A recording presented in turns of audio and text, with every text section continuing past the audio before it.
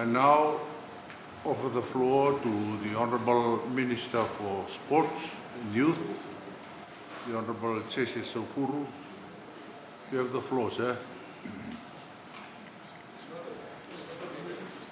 Mr. Speaker, the Honourable Prime Minister, Cabinet Ministers, the Honourable Leader of the Opposition, Honourable Members of Parliament, I rise to make a brief statement in support of the motion before the House.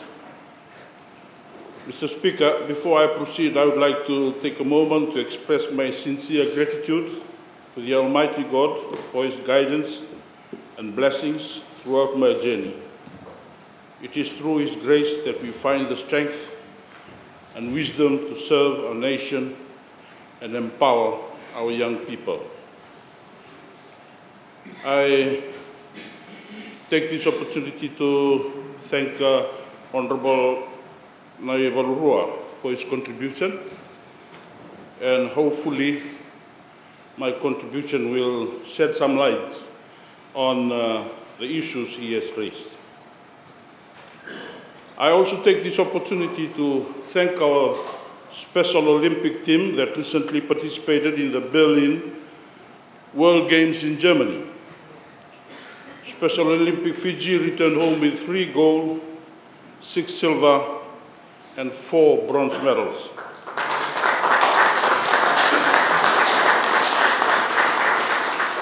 Winning 13 medals in total was an incredible feat for these dedicated athletes who gave their all and won medals. Today I stand before this August House to express my unwavering support for the recent budget announcement for the new financial year. As the Minister for Youth and Sports, I would like to acknowledge and commend the government for its steadfast commitment towards the development and empowerment of our youth and the promotion of sports in our great nation. I would like to take a moment to acknowledge and express my utmost appreciation for the leadership of our Prime Minister, Honourable Sitiveni Lingamamanda Rumbuka.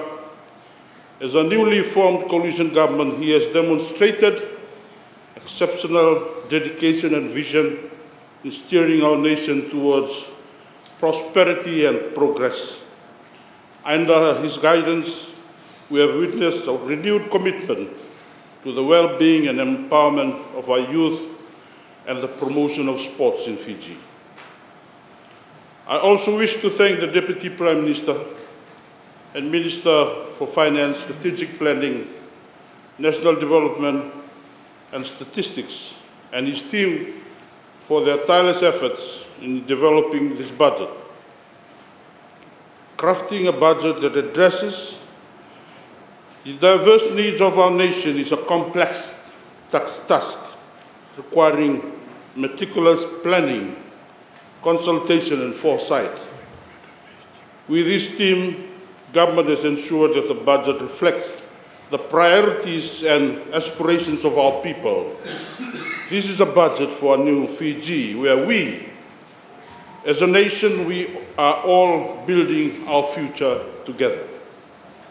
Mr. Speaker, the increase in allocation of funds from 13.8 million to $19.5 million for the next financial year to implement youth and sports development programs is a clear testament to the government's recognition of the importance of investing in our young people and harnessing the power of sports to drive economic growth and social cohesion. With an allocation as such for youth and sports development, the Ministry has been entrusted with the responsibility of shaping a brighter future for our nation, guided by the principles of inclusivity, innovation, and sustainability.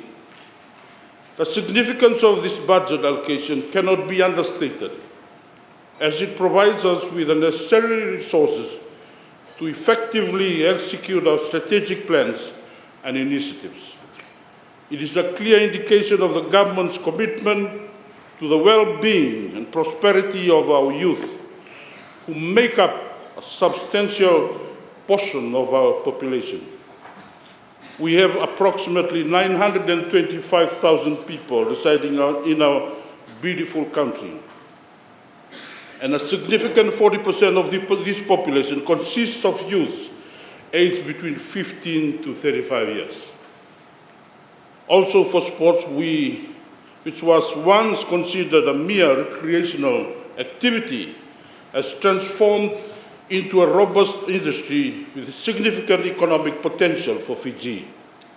Therefore, recognizing its importance and providing the necessary support and resources to ensure its continued growth and success is critical. It is evident that investing in youth and sports is paramount to the overall future growth and development of our nation. On youth development, Mr. Speaker, the Ministry of Youth and Sports acknowledges the challenges faced by many young people, especially those who have fallen out of the mainstream education system. The Ministry has recognized the importance of providing a safety net and a second chance to these individuals. This budget will strengthen our delivery at the community and at our youth training centers.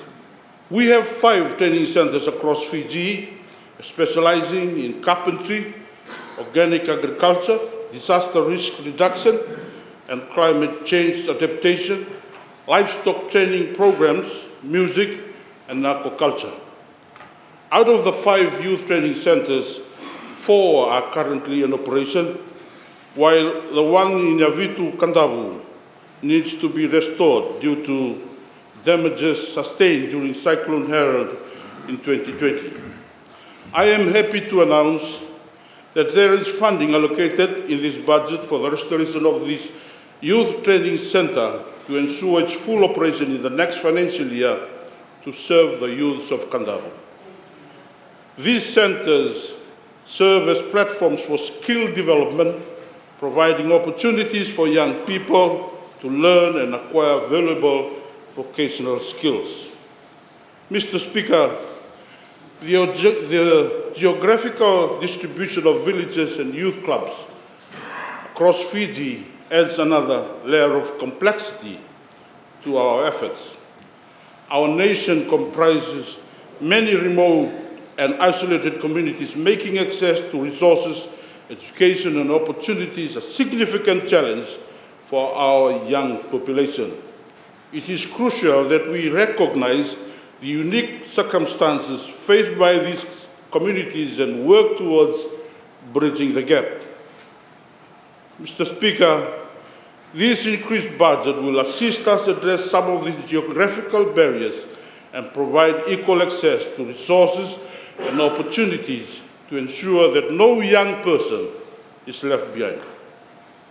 Mr. Speaker, the Ministry of Youth and Sports has developed strategic plans and initiatives focused on empowering our youth and fostering their holistic development.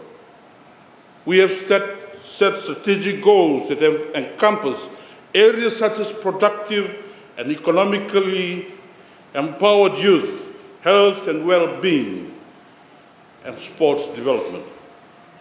In line with these goals, we have implemented various milestones to drive our efforts forward.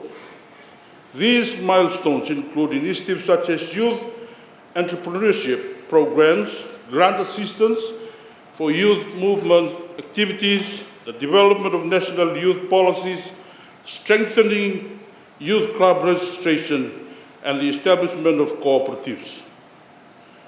Through these milestones, we aim to create an enabling environment that nurtures youth-led initiatives, supports their economic empowerment, and encourages their active participation in nation building. Mr. Speaker, this budget supports our commitment to an inclusive and equitable youth development. The Ministry of Youth and Sports aims to implement targeted programs and initiatives specifically designed to address the needs of street youths. In many of our major towns and cities, we witness the unfortunate sight of an unemployed and marginalized young individuals struggling to find their place in society. As a ministry, we recognize the urgency of supporting and empowering these street youths, providing them with the necessary tools and opportunities for a sustainable future.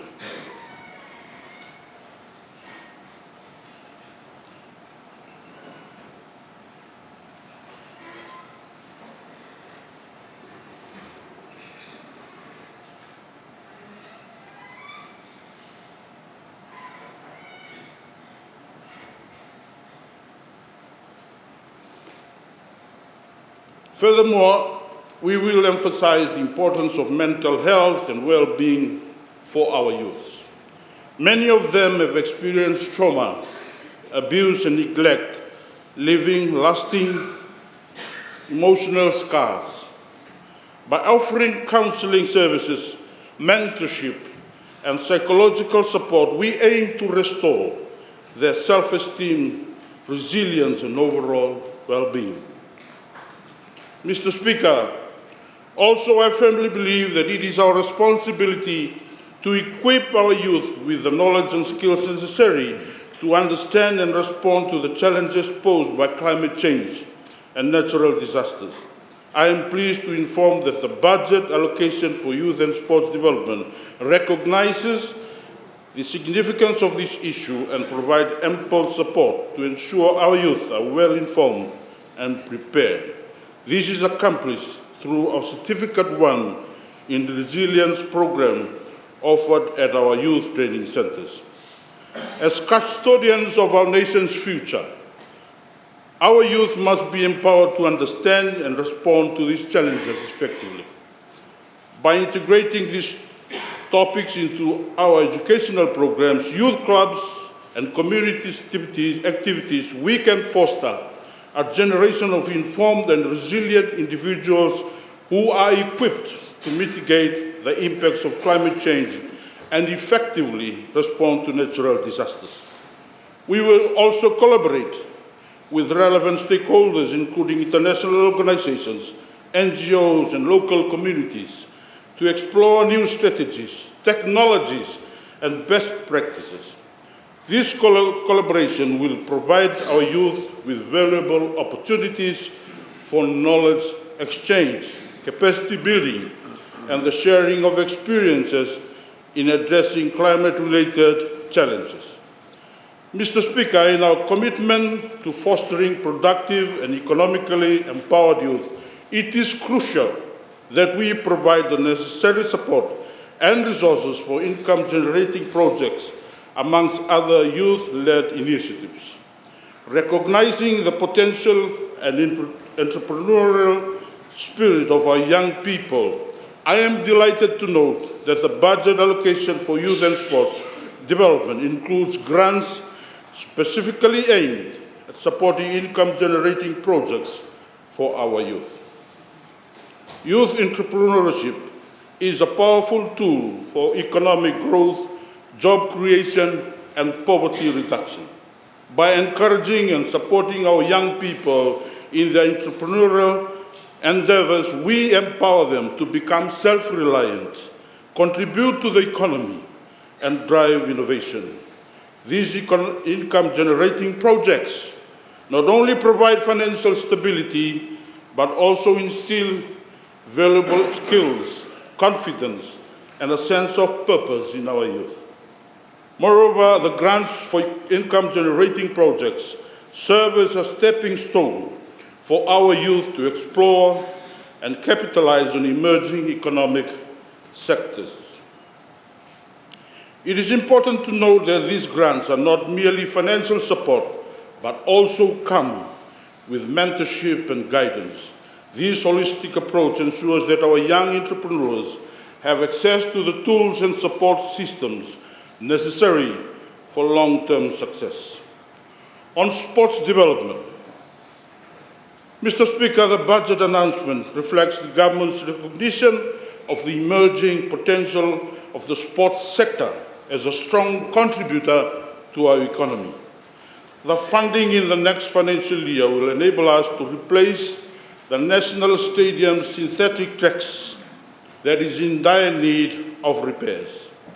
It will also enable us to develop sports fields, indoor facilities, hard courts, enhance sports tourism promotion through hosting of international tournaments, provide sports grants for persons with disabilities, and support the development of high-performance athletes and facilities.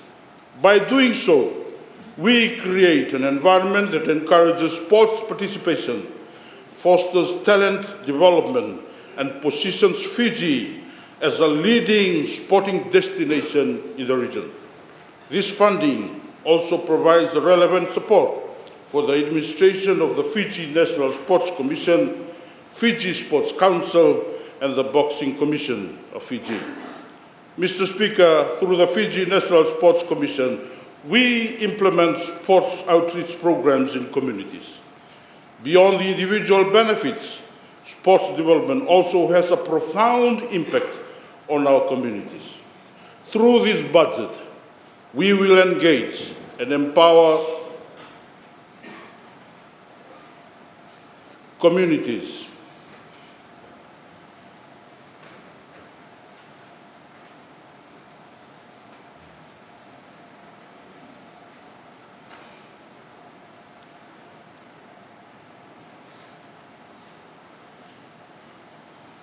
to tap into their untapped sports potential.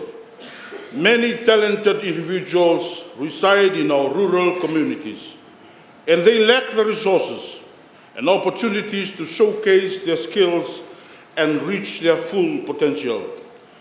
By investing in grassroots sports initiatives, sports skills, administration skills, and strengthening community sports associations, we can unearth hidden talents, nurture aspiring athletes, and transform them into medal prospects for Fiji.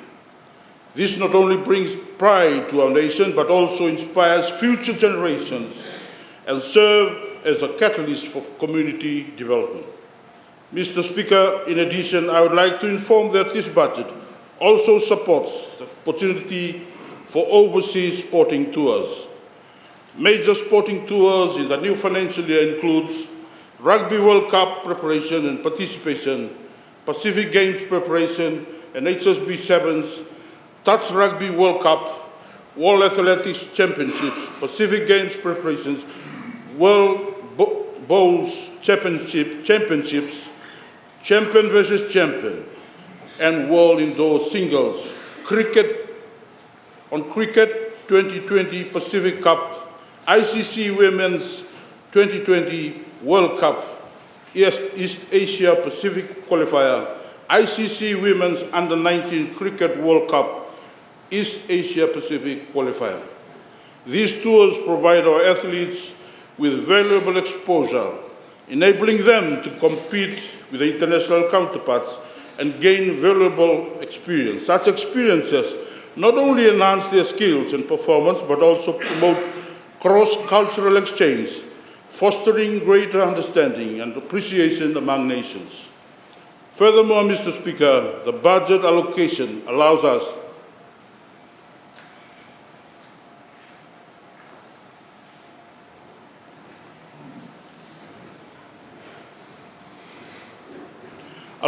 to focus on the development of coaches and trainers. Coaches play a pivotal role in nurturing talent, honing skills, and guiding our athletes towards success.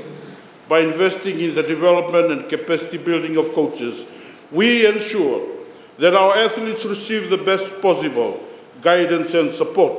This in turn leads to improved performance, increased competitiveness, and greater potential for success at regional, international, and even Olympic levels. Mr. Speaker, it is imperative that we recognize the pivotal role that sports plays in combating the high incidence of rate of non-communicable diseases, NCDs, in Fiji.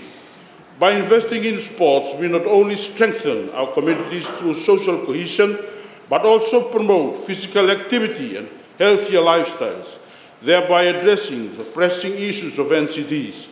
This budget allocation for youth and sports development recognizes the potential of sports in addressing these health challenges and places a strong emphasis on promoting active lifestyles among our population.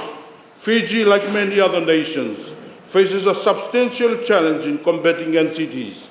These diseases, such as diabetes, heart diseases, and obesity, have become a growing concern, impacting the health and well-being of our population. The statistics are alarming, with a high prevalence of NCDs affecting both young and old alike. As a nation, we cannot afford to overlook the profound consequences of this health crisis. Sports, with its inherent focus on physical activity, offers a powerful solution to combat NCDs and promote overall health and wellness. By engaging in sports and regular physical activity, individuals can reduce their risk of developing chronic diseases, improve cardiovascular health, enhance mental well-being, and maintain a healthy weight. Mr. Speaker, sports strengthen communities through social cohesion. When individuals come together to participate in sports activities, whether as athletes, spectators, or volunteers, they forge bonds, build relationships, and foster a sense of belonging. Sports create a shared sense of purpose, transcending social, cultural, and economic barriers. By investing in sports, we invest in social capital, promoting unity, inclusivity, and a sense of pride in our nation. Mr. Speaker, in recent years, Fiji has witnessed remarkable achievements and outstanding performances by our athletes at the Olympic Games and various international sporting events. These accomplishments have brought immense pride and joy to our nation, inspiring young athletes and capturing the attention of the global sporting community. With such success, it becomes increasingly crucial for us to prioritize anti-doping measures to protect the integrity of our athletes and reputation of our sporting achievements. Mr. Speaker, as an immediate need, we must emphasize and promote clean and fair competition in ensuring that our athletes participate in sports with integrity and without resorting to performance-enhancing substance. I am pleased to announce that the new budget allocation for youth and sports development includes provisions for the establishment of a national anti-doping organization for Fiji, emphasizing our commitment to uphold international standards and promoting clean sports, and progressively, as part of the ministry's strategic plan, equip the organization with the infrastructure, personnel, and testing facilities required to effectively carry out its mandate. The organization will play a pivotal role in implementing robust anti-doping policies, conducting thorough testings, procedures, and educating athletes about the dangers and consequences of doping. By doing so, we not only safeguard the health and well-being of our athletes, but also maintain a level playing field for fair competition. Mr. Speaker, as we deliberate on the budget allocation for youth and sports development, I thank the government for recognizing the immense possibilities that lie within the world of sports. The returns of investments are not merely financial, but extend to social, cultural, and national pride. By supporting our athletes, investing in coaching and community development, and unlocking untapped potential in our communities, we create a future where Fiji is renowned for its sporting excellence. To conclude, while it is important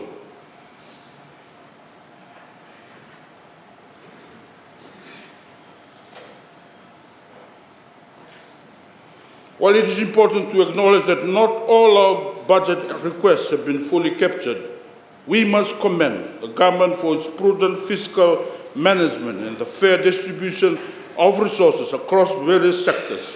We understand that there are competing priorities and tough decisions must be made to ensure the optimal utilization of funds. Nevertheless, as the Ministry of Youth and Sports, we are committed to working within the allocated budget and exploring alternative avenues to bridge any gaps that may arise. Moreover, we recognize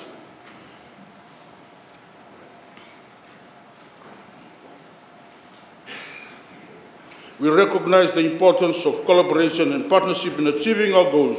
We will actively seek partnerships with corporate organizations, educational institutions, and international sports bodies to leverage their expertise, resources, and networks. By working together, we can amplify the impact of our programs, enhance the skills and knowledge of our youth, and create a more inclusive community. With those words, Mr. Speaker, sir, I thank you for your indulgence.